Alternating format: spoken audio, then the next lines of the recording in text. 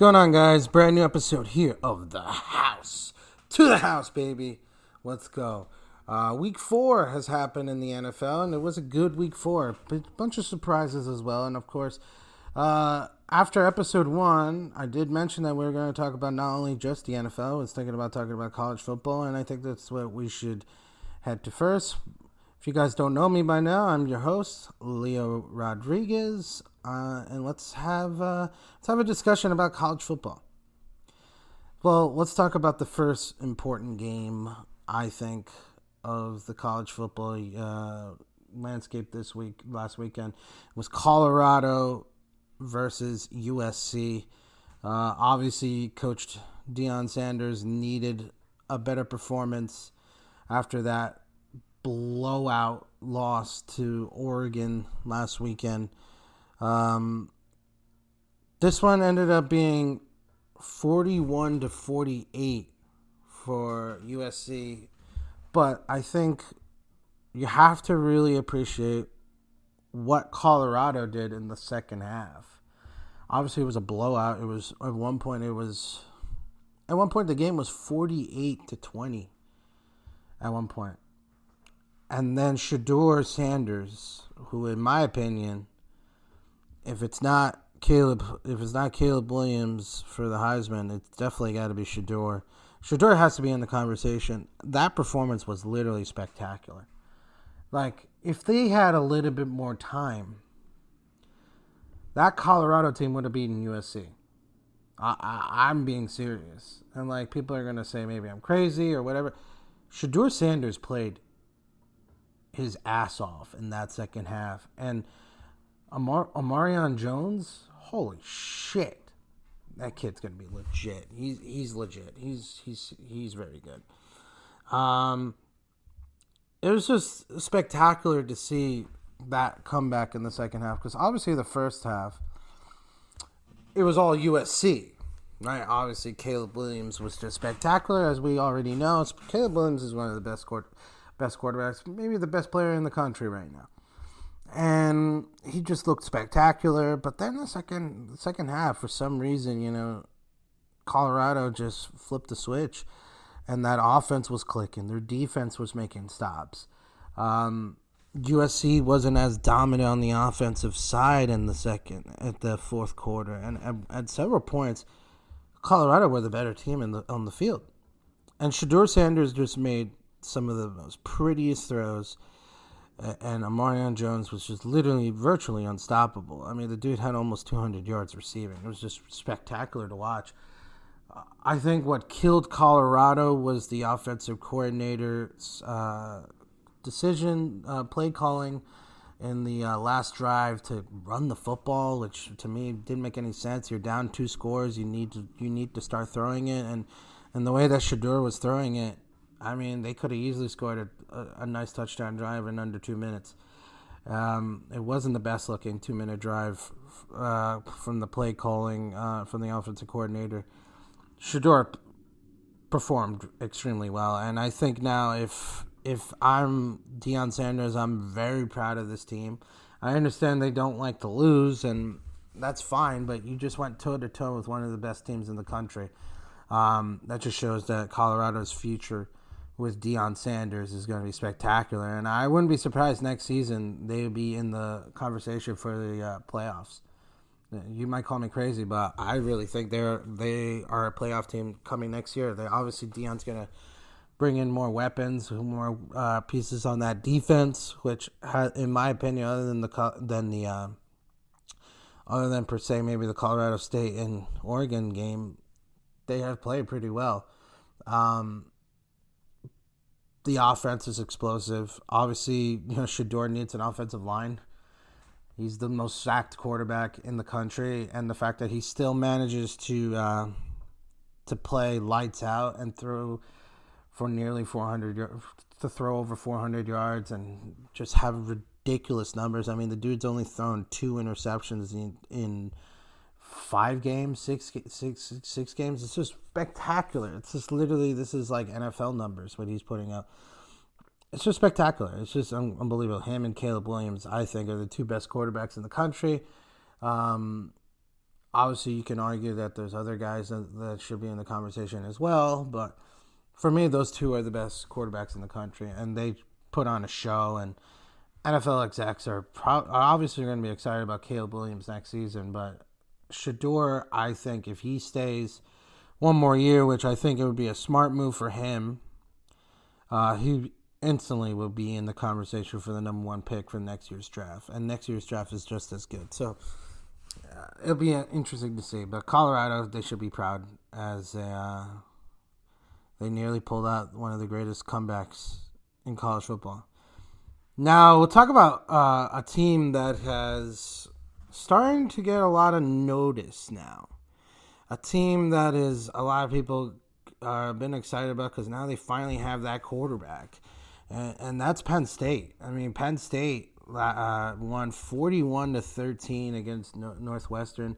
This is an offense that is literally blowing out teams. I mean, they put 31 on Iowa. They put 30 against Illinois. I mean, they put 38 in Penn State. This is on West Virginia, I'm sorry. This Penn State offense is playing really well, and Drew Allar is he's a real deal. He looks like a really good quarterback. The Penn State Nittany Lions, I think, this is probably their best chance to make in the playoffs in a long time. And this may be one of their best teams ever. I mean, this is a very good team right now. This is a team that is red hot. They're playing really good football, and if anything, if they could even make any push to get to the playoff and go to the Big Ten championship, it would be this year. Ohio State's been a little sloppy as of late. Michigan hasn't really been tested yet. So Michigan, I think that would be the test for them. Ohio State, they play Ohio State in 2 weeks. I'm excited to see that one. That's going to be apparently, if I'm not mistaken, if that game should be at the Horseshoe. Yes, it will be. It will be at the Horseshoe. That should be an interesting game as well. Penn State really needs to win, needs to have a big say in trying to get in the playoffs. And there's so many good teams this year. I mean, this is probably the most wide open college football has been in a long time. I mean, even Georgia's starting to show little cracks here and there now. I mean, this is an unbelievable season, and the Penn State Nittany Lions, man. James Franklin, he's done a tremendous job this season. I mean, granted, he had many disappointing runs with Will Levis. Obviously, they thought that, well, not with Will Levis, with Sean Clifford. And Clifford had moments with brilliance, and there were moments where he was not so brilliant. Now they have the quarterback. Drew Allar is legit. He looks like the guy. He is special. This guy is starting to look like a number one pick for his draft class. And it's just like they just played really well. And they're playing really well, and they're scoring in bunches. And I mean, against Northwestern, they started out very slow, and then they just completely blow them out. It just shows how talented this offense could be. And if they keep this going, I wouldn't be surprised if they go beat Ohio State at the Horseshoe and give Michigan a bit of trouble. So I'm very excited to see what they can do in this game. And another team I want to be talking about as well is Texas. I mean, this is the year that the Longhorns are starting to show relevancy again for the first time in so many years. You know, Texas, there were moments where Texas looked like they were going to become Texas again, and they looked good. And there were moments where, you know, they were not so good. This year, for sure, I mean, they had that huge win against Alabama, which I think started their season and created their season to become where it is now. But their biggest test is coming up. The Red River Showdown is about to go down next Saturday, as they will take on, obviously, the University of Oklahoma. They want to win that one. And it's going to be in Dallas in the Cotton Bowl, which is, you know, a historically great rivalry, and it's always a big tradition in college football. I've always loved watching the Red River Showdown. Texas is definitely going to be the favorite in this one. Oklahoma's defense, though, is really good. Really, really good. They don't allow that many points. And I'm very curious because Texas is a very explosive offense. Their defense has played really well. Steve Sarkisian's got this team moving and playing really good football. If you think about it, this is probably going to be one of the big hurdles for the University of Texas. That is to come here now. They play Oklahoma, who is ranked 12th.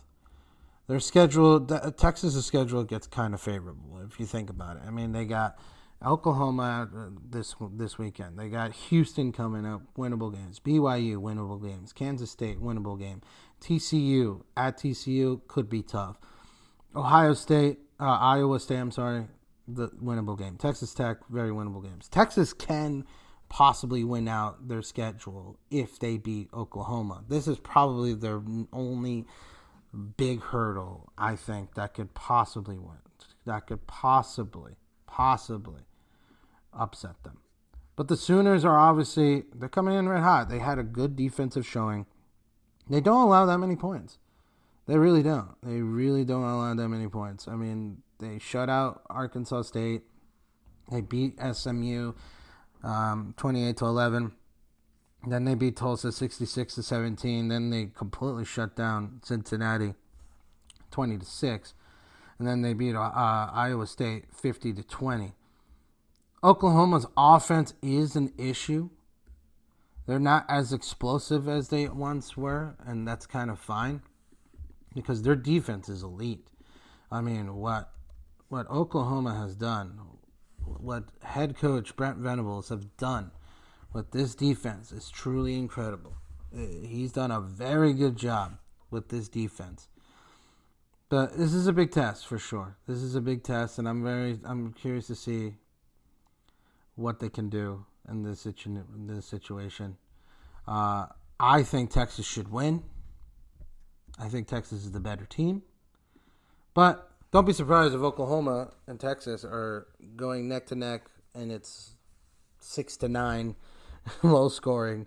Everybody's expecting a high scoring affair, but I think it might be defensively. I mean, Oklahoma wants to keep that defensively because they don't have particularly the most explosive offense. So I'd be curious to see how this game goes. But I think Texas should win. Texas should win this game. That is for sure. Now let's get into the NFL. This is obviously the first big game. I think the game of the week was the Miami Dolphins at Buffalo Bills. And holy shit, Buffalo came to win this game. Buffalo won 48-20 against the high-flying Miami Dolphins. If anything, this was the game that basically brought Miami back to reality. That the Buffalo Bills are still the team of the AFC East. This is the best team in the AFC East. And in my particular opinion, this is the best roster in this division. I mean, the Jets would have been the best team in this division if Aaron Rodgers was playing. But the Bills have won this division 3 years in a row. And clearly they're showing their dominance against the Miami Dolphins. Miami just got stifled. I mean, Buffalo's defense was spectacular. I mean, look what they did to Tua and to Tyreek and to Waddle. Waddle, who is coming back from an injury, from a concussion, clearly didn't look like he was ready. Mike McDaniel had a little bit of a knock at reality here. And, credit, Miami's still a legit team, but are they that legit? If they are going to be a Super Bowl contender, can they beat the big teams?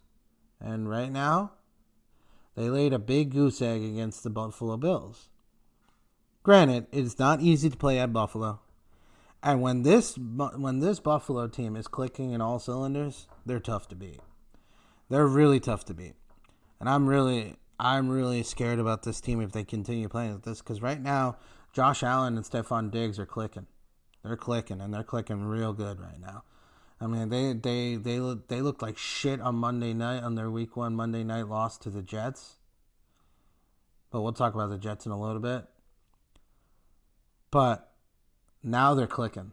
They're scoring points at will. I mean, they dismantled the Raiders, they dismantled the Commanders, and they just destroyed the Dolphins. This was a team that everybody was saying that, oh, they're gonna win the Super Bowl. They're the best team in the league. No, no, no, no. Buffalo exposed Miami's problem. Their defense is not very good. They're solid, but they're not very good. I mean, getting Vic Fangio was a good move for them to really help their defense, but Buffalo's offensive line is decent. Obviously, Josh Allen's a very mobile quarterback, so it's very hard to sack the guy. And it's very hard to cover Stephon Diggs for 4 quarters. He's just too good. And Gabe Davis had a nice game as well. Dawson Knox is there. I mean, this is an offensive juggernaut they're playing against. Buffalo is just clicking at all cylinders, and they are continuously playing really well. Now, to give the discussion here, can Miami bounce back? Yes, they could, but their schedule is brutal. They went through the easiest parts of the schedule, right? They got to play the Giants, which next week, so they could win those games. I mean, they got 2 favorable games coming up. They got the Dolphins. They host the Giants, and then they host the Panthers. But then they go to Philly, and then they host New England. Then they go to Kansas City. Then they host the Raiders. Then they go to the Jets. It's on and off. And if they're struggling against the Bills, they're going to struggle against the Jets defense. And the Chiefs are the Chiefs. The Eagles are the Eagles. Then they have to go. They host the Cowboys in December. They host the Ravens. They go to Baltimore, and then they go to Buffalo again in Miami. So the schedule is tough. It's not easy. Maybe the Dolphins can win out and win a bunch of games and still be hot. That's just possible, and it can happen.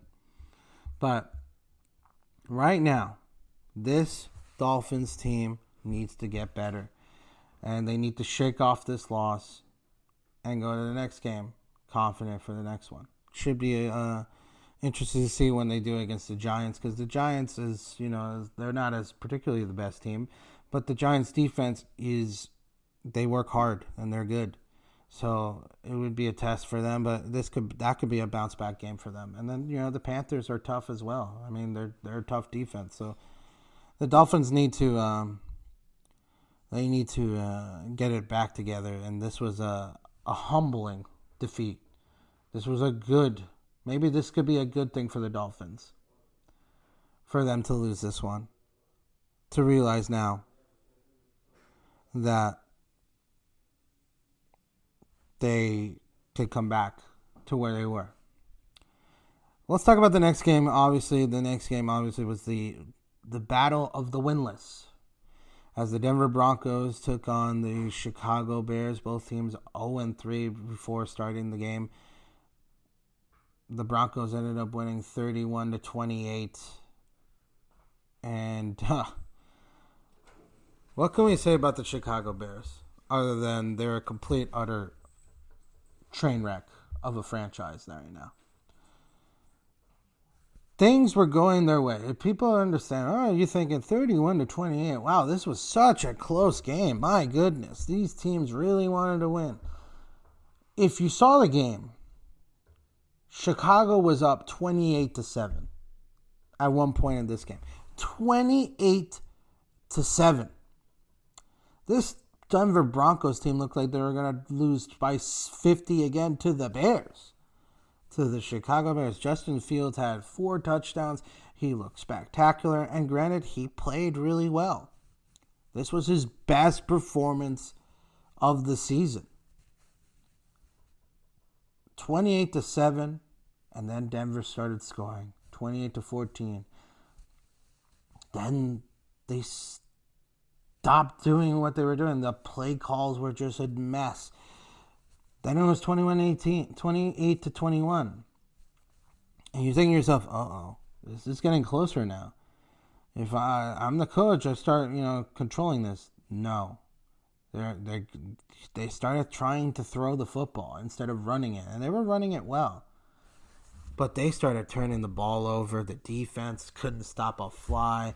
The play calling was bad. They should have went for a field goal to make it 28. They wanted to go for it on fourth down, and Kai Herbert got stuffed. It was one of the worst play calls I think I've ever seen. Then Justin Fields had that horrendous fumble that make it 28-28 as Denver defense scooped it up and scored. And then momentum went to the Denver Broncos. For the first time this season, and maybe for a long time, momentum went to the Broncos. And they had their moment. Their defense was making stops. And then Russell Wilson was making the throws, even though he was not so bad. Not his best performance, but it wasn't his worst. But he was starting to throw the ball a little bit better. They were running the football a little bit better. Sean Payton was making better play calls. And then they kicked the field goal. And the Denver Broncos won 31-28. A horrible interception by Justin Fields ended the game. And the Denver Broncos won 31-28. Guys, it was 28-7. Let me remind you guys this. It was 28-7 going into the fourth quarter. 28-7. 28-7. Oh my God. If your expectations were low, Chicago, holy fuck, this is even worse. This is arguably one of the worst collapses I've ever seen. And this team, I wrote on my Facebook page, this is the worst, dumbest team I have ever seen ever since I started watching football. This Chicago Bears team is just flat out stupid. Like, how do you blow that lead? It was 28-7, guys. 28-7. Justin Fields threw 4 touchdowns. And you still lost? What? This coach has to go. Like, I would hand my resignation today. That was one of the worst coaching performances ever. Matt Eberflus, you need to leave. Like, now. That was one of the worst coaching jobs I've ever seen. To go for it on 4th and 1, unbelievable. Unbelievable. And then he had the best quote on that press conference. When you're 0-4, no one's done their job well enough. Well, no fucking shit. But you shouldn't be 0-4. You should have won this game. You should have won this game. And you blew it. You were fucking horrible as a coach. You need to go. You ruined Justin Fields. You ruined Chicago. You ruined the proud franchise that was the Chicago Bears. You know, they have the nicest uniforms in the National Football League. Classic blue and navy blue and orange. Now when I see that uniform, I think of sadness now. I think of this team, and this team is fucking terrible. I was laughing so hard because I couldn't believe what I was watching. I couldn't believe that this team was going to lose when they were up 28-7. 28-7, you lose. Flat out embarrassing. Absolutely embarrassing from this team. And I don't know what else can you do. Well, obviously they're going to have to think about next season because this season's over. They're 0-4, and I don't see them winning any more games. I mean, their schedule gets harder. They got to go to Washington on a quick Thursday night football. The Commanders are going to blow them out. Then they got the Vikings, which they're going to lose. Then they play the Raiders, which maybe they could win if Jimmy Garoppolo's not there. Then you got the Chargers, they'll lose. The Saints, the Panthers, the Lions. Yeah, I could see maybe their first win against maybe Arizona, which that's week 15, 16, possibly. And that's a possibly if they can beat Arizona. Because Arizona is a good, bad team, if that makes any sense. So Chicago, I think what they're going to have to do is they're going to have to think about rebuilding. I would fire Eberflus now. I mean, the season's over. You're not going to win the division. I mean, Detroit's running away with that division. Green Bay is better than you. Minnesota's better than you. There's no way that this team is going to win more games. I mean, I think this team could go 2-15. I truly believe it. I don't think they can go more than that. I don't see them winning more than 3 games. This is a bad football team. This is a horrible football team. You had the chance to win your game. You could have been 1-3, settle down the heat of the moment, knowing that this team was struggling because they were struggling. They got blown out, and then they bounced back and they had a nice, comfortable win against Denver. They would have been happy about that, but no, you had to collapse. You had a 21-point lead and you blew it. This is a fucking terrible team. And they have to rebuild. They have to fire everyone. Ryan Pace got to go. Everybody's got to go. This franchise needs to start all over again. And see what you can do. Believe it or not, Chicago has the first 2 picks of the draft. Because they got a number one pick from Carolina. They got a first round pick from Carolina, which I don't understand how that even happened. But they got it. And Chicago right now could end up getting Caleb Williams and Marvin Harrison Jr. as their rebuild. And that'd be pretty nice. But they're going to need a coach. Maybe you can bring in Lincoln Riley. You maybe can pray that Lincoln Riley wants to come to the NFL, because why on earth would he ever want to leave USC? Why would you ever want to leave sunny, beautiful Los Angeles for the cold, windy, mucky Chicago weather, which obviously they're in a division where they got to compete against a high-octane offense, Detroit Lions, and the Green Bay Packers, who are a solid bunch of guys, and then the Minnesota Vikings, who still have, well, I mean, if he's still going to be around, you have Justin Jefferson and that roster. I mean, the Bears are obviously by far the worst team in that division. So I don't think Lincoln Riley is going to want to come here. They're going to have to bring in an offensive coordinator that can understand Caleb Williams. If you guys end up getting a 1 pick, which I honestly believe they will. Now, it leaves us with a question. Oh, you want to draft a quarterback. What does this do now with Justin Fields? Now, Justin Fields, I can't blame him entirely on this loss, because he threw 4 touchdowns. How is it that when you threw 4 touchdowns, you still get blamed and you still get chastised? 4 touchdowns is incredible, guys. And he still got chastised. Why? Because he had an awful interception. His decision making during that fourth quarter was one of the worst I've seen in a long time. He had that fumble, which honestly he should have just thrown the football away. He tried to do too much, which that's been most of his time in Chicago. He's running for dear life. His offensive line is god awful.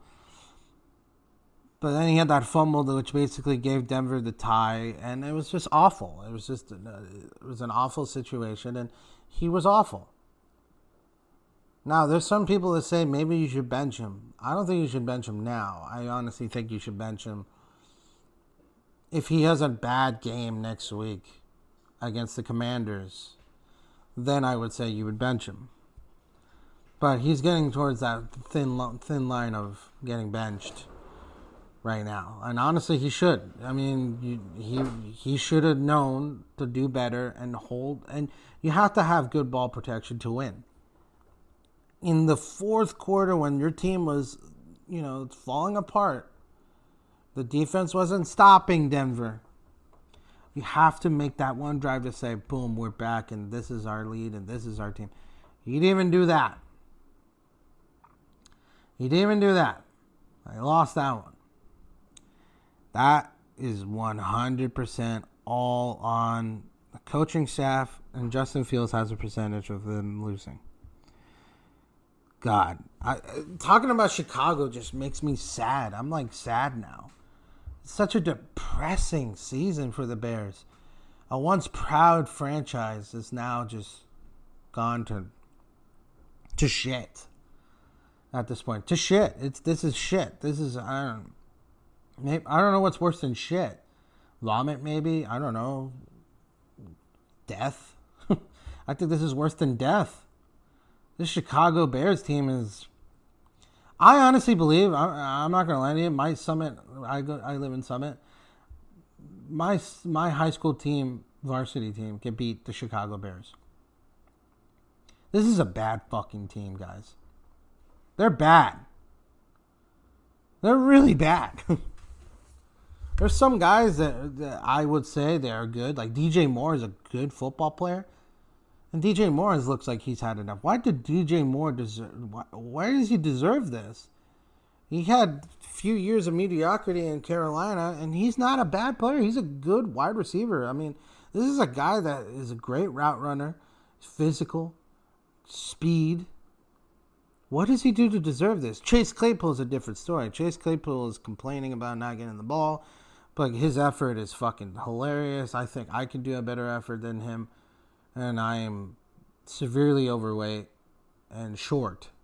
So that doesn't make any sense for me to believe that this Chicago Bears team should be this bad.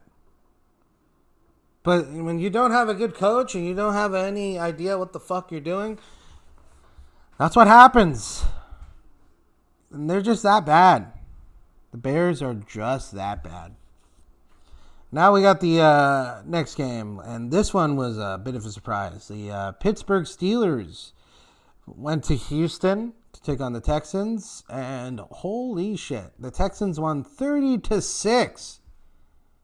A blowout, an absolute destruction from the Houston Texans. First off, let's say it as it is.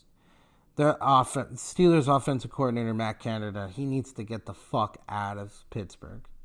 He doesn't understand what Pittsburgh football is all about.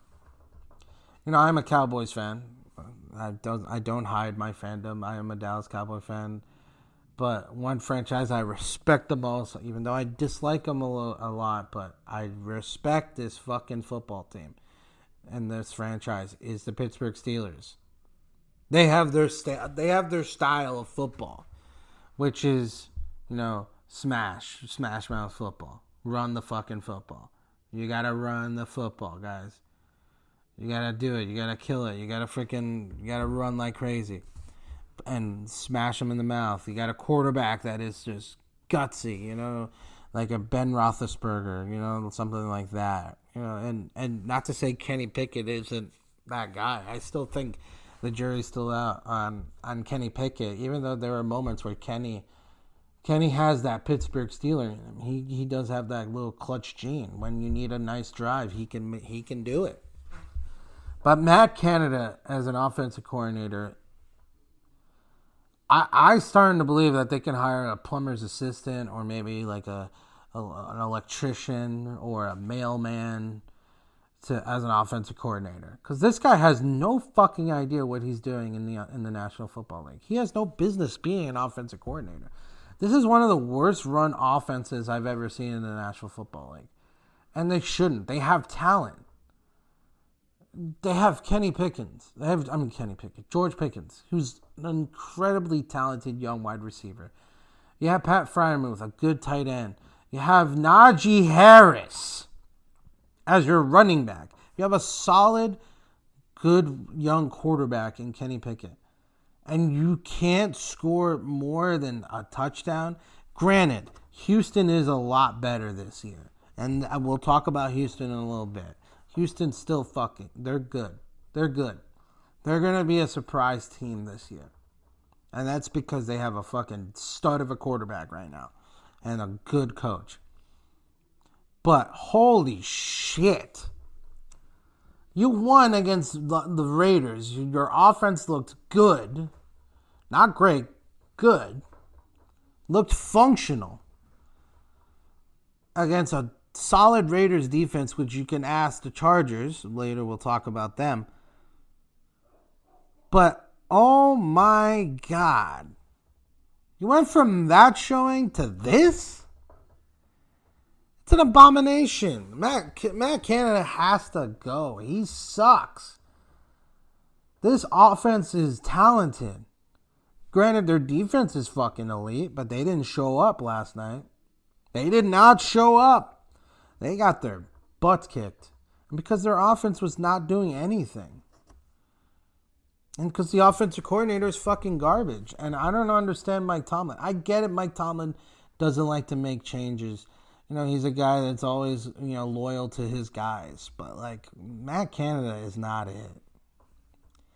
They need to change his offensive coordinator. They got to make some changes in Pittsburgh with some of the coaching staff. Because it's not working. And the Pittsburgh Steelers are not used to being blown out twice this season. They're not used to it. This is a proud franchise that has a fucking great coach in Mike Tomlin. Mike Tomlin, for me, he's one of the top football minds out there. This guy is a smart dude. He knows football. He knows how to win football games. That's all he cares about. He doesn't give a shit about tanking. Oh, I want to get the number. No, he cares about competing and winning. And if you got an offense that has just been fucking terrible, and it shouldn't be this terrible. They have a good team, guys. This Pittsburgh Steelers team is good. Now they got to go they host the Baltimore Ravens next week. And honestly, if they're going to play the offense like this without Kenny Pickett, it could be a long season for the Pittsburgh Steelers. Now, what I've been told that Kenny Pickett's injury, he avoids an ACL tear, which is great news for the Steelers. It seems like it was just an MCL sprain. Thankfully, he should be back in a month or so. But the Steelers really need to get it to going with their offense. One thing we should be talking about, though, is C.J. Stroud. Oh, man, this kid is good. Oh, my, this kid is good. C.J. Stroud is the real deal. And, there was a lot of criticism about him before he got drafted, because obviously his IQ test, he didn't do really high. But obviously, like he said, I only come here to play football. I don't come here to pass. I'm not the best student, which is fine. I don't care. But he worked. He worked hard. He knew he had a lot of pressure on him, and he's delivering. D'Amico Ryans is a damn good football coach.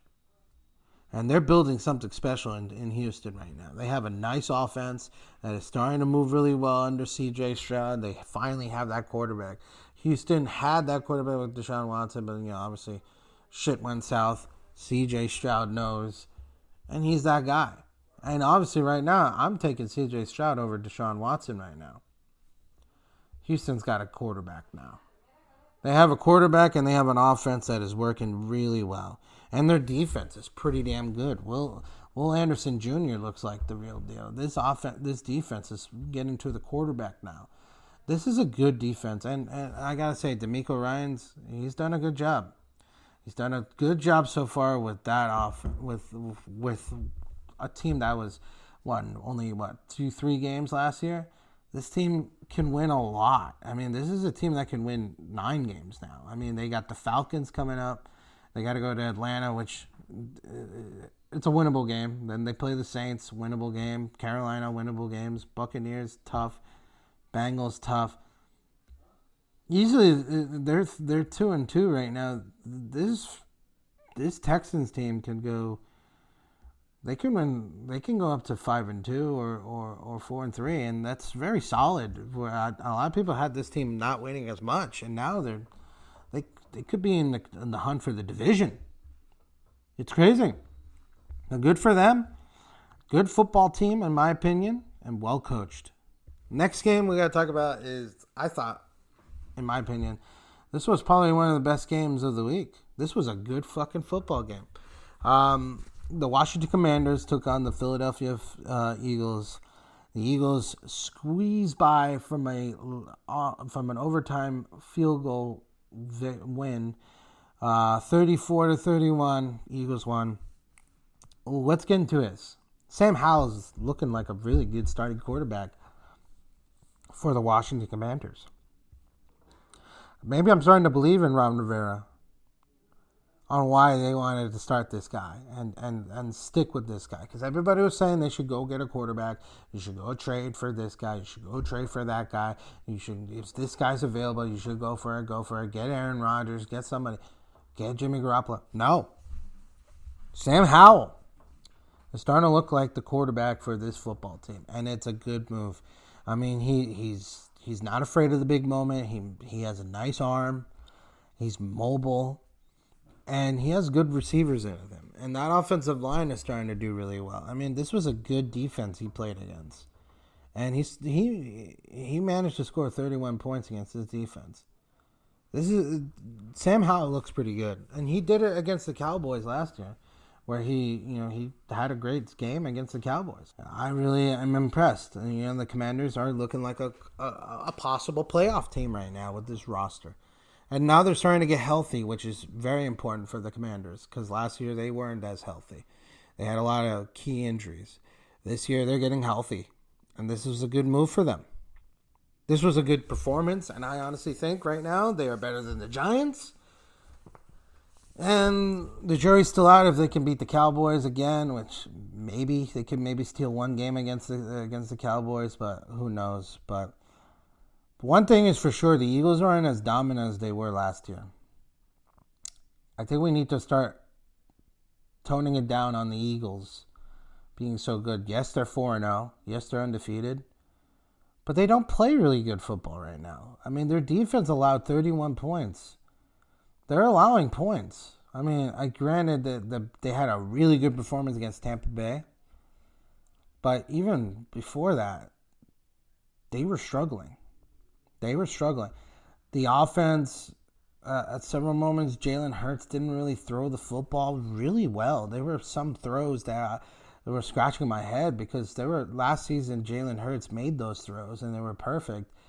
And then there were moments where Jalen Hurts just completely overthrew it. And you're just like shaking your head. I'm like, this is weird because last season that was money. I think what saves the Eagles is their running game. DeAndre Swift is looking like an absolute steal for this team. And I still, to this day, I mean, maybe both teams ended up winning in this trade, but the Eagles got so much better now because of getting DeAndre Swift. Their running game is so much more explosive. DeAndre Swift is so fast. Problem is DeAndre Swift is injury prone, so that could be an issue. So they better hope that he stays healthy. But the Eagles are moving because they're running the football effectively. I mean, DeAndre Swift is running the ball really well. Jalen Hurts had a little bit of a better game this week. He threw the ball really well, and him and A.J. Brown started clicking again, which last season that was virtually almost unstoppable to stop. And that was a little bit of a nice little sign, but also just when you're running the football really well, it just creates more openings in the passing game. So I just think that the Eagles aren't as dominant as they are, and they're definitely beatable, and their schedule gets brutal. I mean, they still have to play the Cowboys. They still have to play the Bills. They still have to play the Jets defense. They still have to play the Dolphins. I mean, this is a team that they're struggling against not so good opponents. I mean, they struggle against the Patriots, for God's sakes, which we'll talk about later. They struggled against Tampa. I mean, they weren't as explosive against Tampa. Their defense was really what kept them in games, and then their running game. There were moments where the Eagles were just not as good. And it's kind of a concern right now if you're a Philadelphia Eagles fan. Yeah, you're 4-0, and you should celebrate being 4-0 because you and the 49ers are the only two teams left that are undefeated. But if you guys play the 49ers right now, the 49ers would absolutely smoke the Philadelphia Eagles. It's not even close. This 49ers team is healthy now. They have a defense that is legit. They have an offense that's legit. They have a running game that is probably far as superior as yours. They have a quarterback that is confident right now. He is flying. The Eagles need to get it together. They really needed to get it together. But one of the key things that I saw, the takeaway that I got from this game is that Washington missed a chance on an opportunity to set their tone of the season. If Washington was able to win this game, they would have been 3-1. They would have been tied with the Eagles and the Cowboys. And in all honesty, they would be in the conversation to winning the division because they are playing that good of football. Now, Ron Rivera missed a chance to go for 2. If he went for 2 and they won that game, Philadelphia may be heading over a meltdown. Possibly. There would be a lot of pressure. But granted that they got this opportunity, they missed that opportunity. Washington now leaves themselves in a little bit of a crossroads of what if. I mean, obviously they were never going to beat the Bills. They got blown out by the Bills. They absolutely got destroyed by the Bills. But then the Commanders they beat Buffalo in that 2-point conversion. Their defense made that big key stop. In this game, there were several moments where Washington made really nice key plays. This would have been the season tone for them right there, and they missed it. And who knows? Maybe this could be the chance for them to maybe make the playoffs, or they don't. It stinks, but what can you do? The New England Patriots took on the Dallas Cowboys in this game, and 38-3, Dallas won here.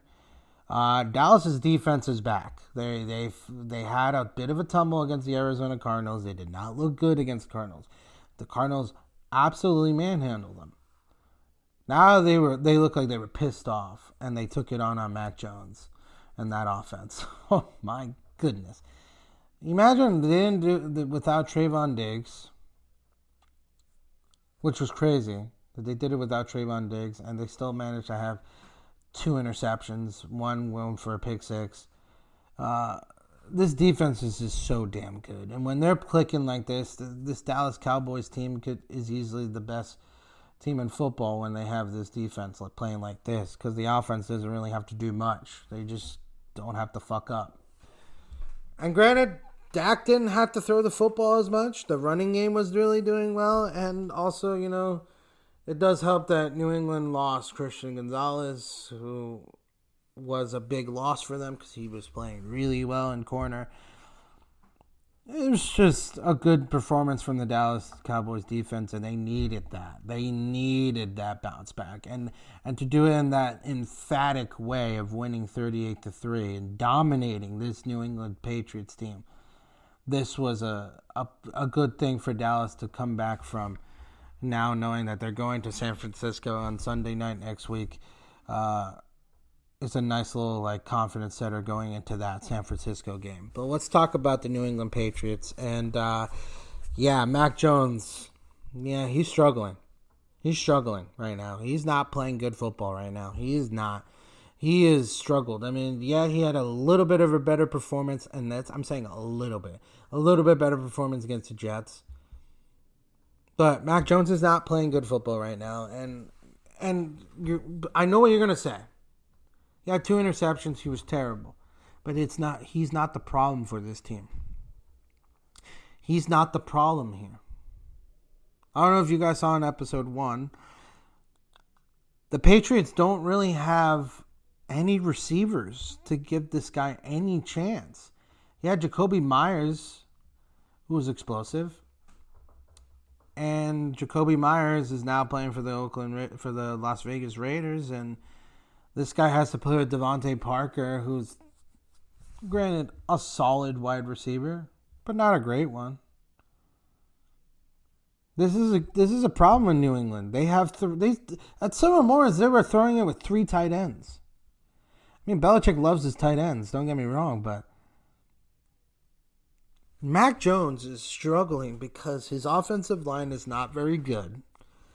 They've not drafted very well at offensive line. Their offensive line has big holes, and their receiving situation is not better. Their only decent receiver is Juju Smith-Schuster, and Juju's good, but he's only a number 2 receiver. He's not a number 1.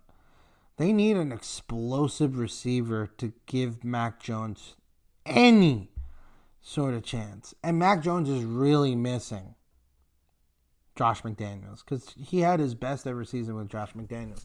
And granted, also, Mac had Julian Edelman.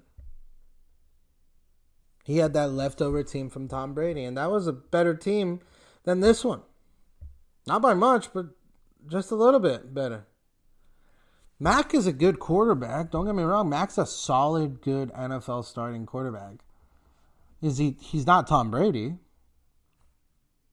But that's the problem when you move on from Tom Brady. From somebody that great. The level is not ever going to be the same. You can say one thing here, you can say one thing there, but Mac Jones is not the problem in New England. The problem is coaching. They don't have any sense of building this offense. Their defense is very good. This defense can hold on its own. It's a very good Bill Belichick defense. But their offense is not good. And when you have Tom Brady can erase those moments and make it look like it's a solid, competent offense. But when you have Mac Jones, who's nowhere near that level, you have a struggling, competent team. And Bill said, Mac is not being benched for his performance.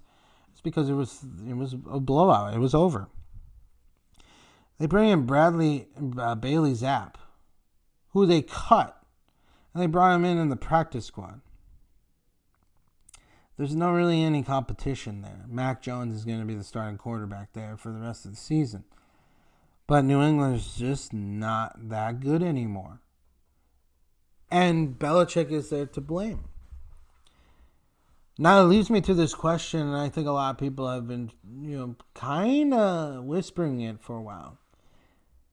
Is this the year finally Bill Belichick retires from coaching? Or leaves the New England Patriots? I honestly believe it is. And Belichick doesn't need to prove any more. He has won 6 Super Bowls in that franchise. He's arguably one of the greatest coaches that's ever done it. He's very close now to getting win number 300, which is insane because he'll be the 3rd guy to ever do that. And the other 2 are Don Shula and George Halas, which is truly remarkable. Andy Reid's the only guy that's nearly close to that. And I don't know how many more years Andy Reid's got in Kansas City. He's been there forever. But to be fair, man, Belichick, I think this is it. And he doesn't need to prove any more. I mean, he could retire and be happy and be like, hey, I got win number 300. That's all I need. I'm in the conversation of the GOATs of coaching, even though you can still say, even if he doesn't reach 300, that he's still the best coach that's ever coached in the National Football League.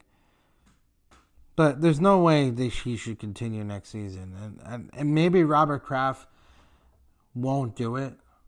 I think it would be Belichick who would have to do it. And I don't know what would happen if it is Belichick. Maybe what New England needs is a new makeover. They need to maybe move on from those championship years and go with something different. Go with something new, something fresh. And this was arguably one of the worst losses in Belichick's career as the coach of the New England Patriots. And it's against a team that he was 5-1 against. I mean, and he lost it with Mac Jones at quarterback. If he had Tom Brady, he would have still remained undefeated against the Cowboys, and they would have won. It's just that simple. I think the Patriots are now going towards a new era where they need to start thinking about changing their head coach. And Belichick is a football guy. He'll know. He knows. He didn't put this roster in just because he honestly think it is. He maybe just doesn't have it anymore. And he has to know that it's just not going to be the same without Tom Brady. He knows. And it's hard to find another Tom Brady. And Mac Jones is not that guy, but I'm not saying Mac Jones is terrible. Because I still think you put Mac Jones on a good, competent offense, he can give you great, great performances. He's proved it in college. He had one of the best offenses ever in college football.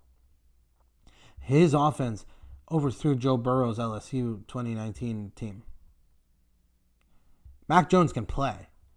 And then his rookie year, he was very good. He was very, very good. When you put in a competent offense with a competent offensive coordinator, this guy can work. This guy can work. Maybe he needs to talk to Saban and maybe get that offensive coordinator, but that was Steve Sarkisian. And now he's the head coach of the Texas Longhorns. Maybe tough. Maybe he needs to talk to Saban and see what he can do with Mac Jones, if he stays. Let's talk about the Sunday Night Football game. Obviously, Kansas City Chiefs took on the New York Jets. The Chiefs won 23-20 in a surprisingly close game. Guys, this Jets defense showed why they are one of the best in the business.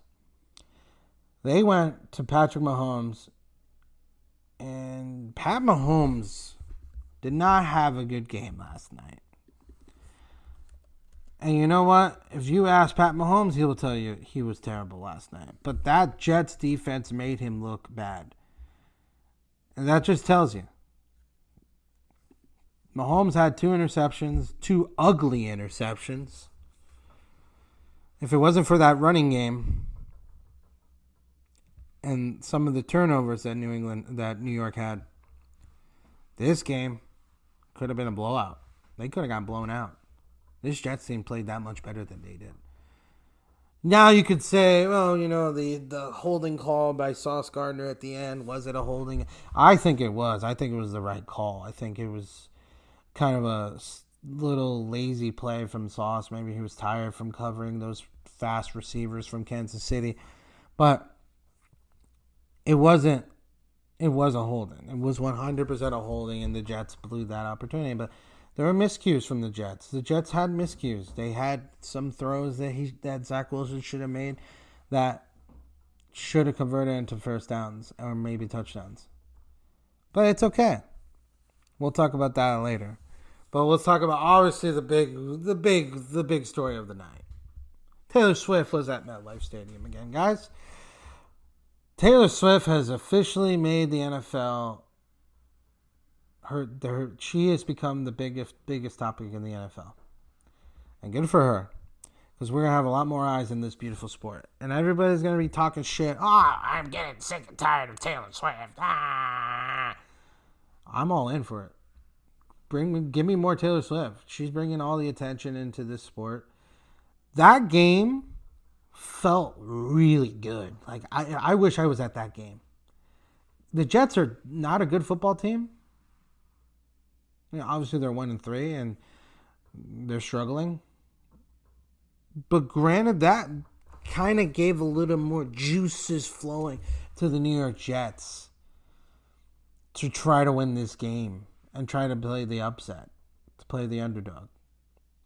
And they almost did it. And it was the environment, the atmosphere was good.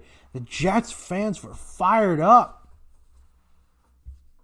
This felt like a playoff game. With Zach Wilson at quarterback, God forbid. It was pretty unbelievable. It was a good game, and I'm all in for Taylor to be in there. Let Taylor become all the Chiefs games. I mean, who knows? I mean, she's with Travis right now, and a lot of people, well, they spotted them going out separately, which everyone was like, oh my God, are they together? Are they not? No, They are together, guys. Let's relax. This is MetLife Stadium, not Arrowhead. If they were at Arrowhead, those two would be holding hands, smooching along, and probably making out in front of the camera, and maybe even give you a little sneak peek sex tape. Who knows? I'm talking out of my ass, guys. I'm sorry, but to be fair, Kansas City, it's different to be in Kansas City and MetLife. When you're the away team, you got to go in your own little circle, and you go on the bus, and then you leave. That's what Kansas City did. Maybe Travis went to go see them after they get to their hotel, and like, who knows? Maybe they saw each other, or maybe he did a FaceTime. Who knows? But when it's at Kansas City, yeah, they're going out and they're in their own cars and everything. It's an away game, guys. Relax. They're together. I'm not sure if she'll be at the next game. I would imagine they're going to invite her again. I mean, Kansas City is definitely... Their next game is against the Vikings. Oh, it's at Minnesota, so maybe she won't go. So maybe against the Broncos, she'll maybe show up. That'd be cool. And she maybe can go and like hold hands with Sierra and Mama Kelsey and like have a good time and whatever. Which, by the way, shout out to Mama Kelsey. She's the real celebrity in this situation. She went to hang out with Jake from State Farm in Philly and then went to MetLife and hang out with Taylor Swift. Woman's a celebrity. She's a superstar. I love it. I love the Kelseys. Give me all the Kelseys. I love them, love them, love them. Taylor Swift, you're more than welcome to come to any football game. You even come to the soccer games. I hope she comes to a soccer game. That would be pretty cool. But the real subject, for football fans I want to hear is, what do we think about Zach Wilson's performance on Sunday Night Football? That fucking kid got balls of steel. Got balls of steel. You know what? Jets fans, you can bash him all you want from that fumble and whatever. The kid showed up last night. He outperformed Patrick Mahomes. He outdueled him. Numbers-wise, you go look at the numbers. Zach Wilson had a tremendous performance last night. A performance that could possibly change his fortunes in New York. Maybe. We don't know. I mean, the Jets did lose. But he was not the reason why they lost. And they're going to Denver next week to take on the Broncos. A winnable game, for sure, for Zach Wilson. And honestly, he could win that one. If he plays like that, they're going to win a few games. They got to go to Denver. Then they host the Eagles.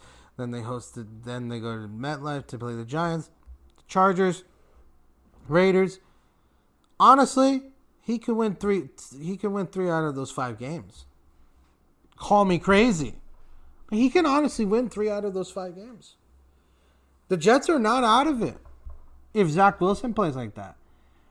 I hope to God that he plays like this next week against the Broncos. Because if he plays like he played against New England, against those Broncos team, then the Jets are in serious trouble. And then everything goes back to shit. But they were this close to winning that game. If it wasn't for that fumble and maybe some questionable calls from the referees, this Jets team should have blown them out. To be fair, the Chiefs' running game was the reason why they were in it. And Mahomes made runs. Mahomes had to run. He had to use his legs because throwing it wasn't really working. He had 2 interceptions. He didn't throw the ball particularly that well. And you ask Patrick Mahomes, and he'll probably say the same thing. He didn't throw the ball that well. But to give credit where credit's due, the Jets played really well. And you know what? Zach Wilson's playing really well. Give the kid some fucking credit. I know Jets fans are going to be like, but he had the fumble and we lost.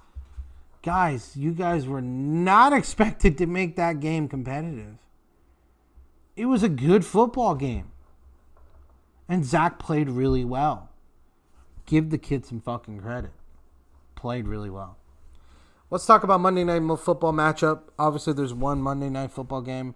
It's the Seattle Seahawks at New York Giants. So, MetLife is busy again. Maybe Taylor Swift will show up at this one.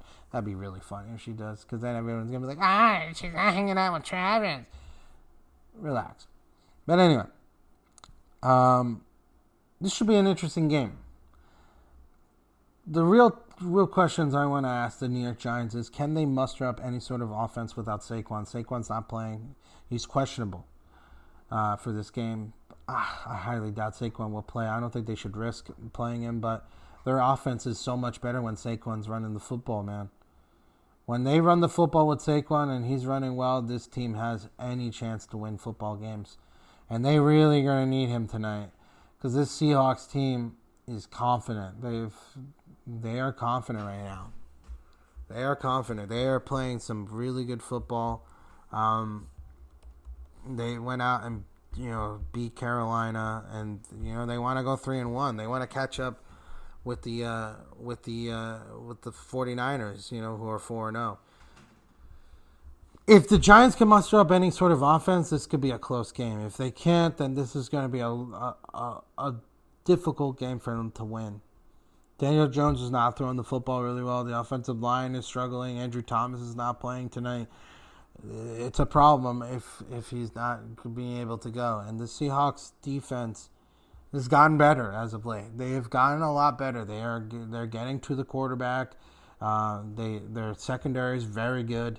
This is a very good. This is a good, solid defense, and it'd be interesting to see. Then the other question I want to ask is from the Seahawks side: can Geno have a big night in his return? This is his return to MetLife, by the way, guys. His first time playing at MetLife since he left the Giants, and he didn't play. And since he was with the Giants and the Jets, he's not played there. So this is his return to MetLife. This is a bit of an emotional night for Geno. Geno wants to shove it in to that New York crowd, saying, you guys didn't believe in me. He did it against the Broncos when they were like, this is a team that's going to tank. This team's not going to do shit. He delivered against the Broncos in that Week 1 game last year.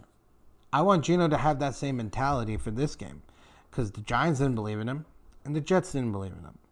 They threw him in like he was a rag doll. I want Geno to have a big game. Can he do it? He has the offense to do it. They have that running game that's really well. Kenneth Walker's a fucking animal.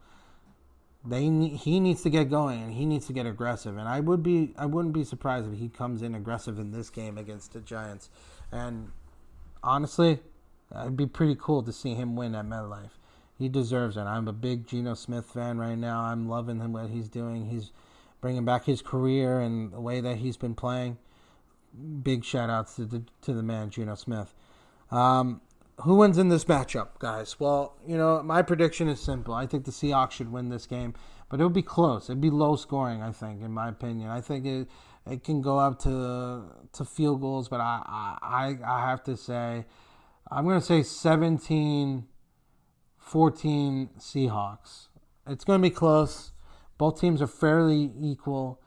The Giants need to bounce back from that embarrassing performance on Thursday Night Football last week against the 49ers.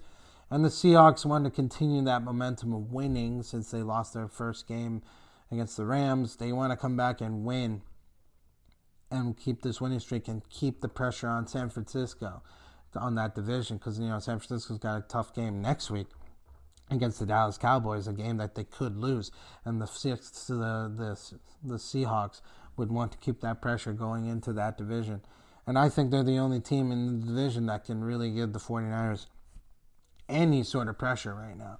So I think the Seahawks should win. Close. I think Geno will have a nice game. And I think it should be a fun game. I'm liking this matchup. I like this game. I think this is going to be our first real, true, good Monday Night Football game in a long time, because we've had some doozers this season. Well, guys, thank you for listening to The House. I'm your host, Lee Rodriguez, guys. Enjoy, and I'll see you guys next Monday to talk about Week 5.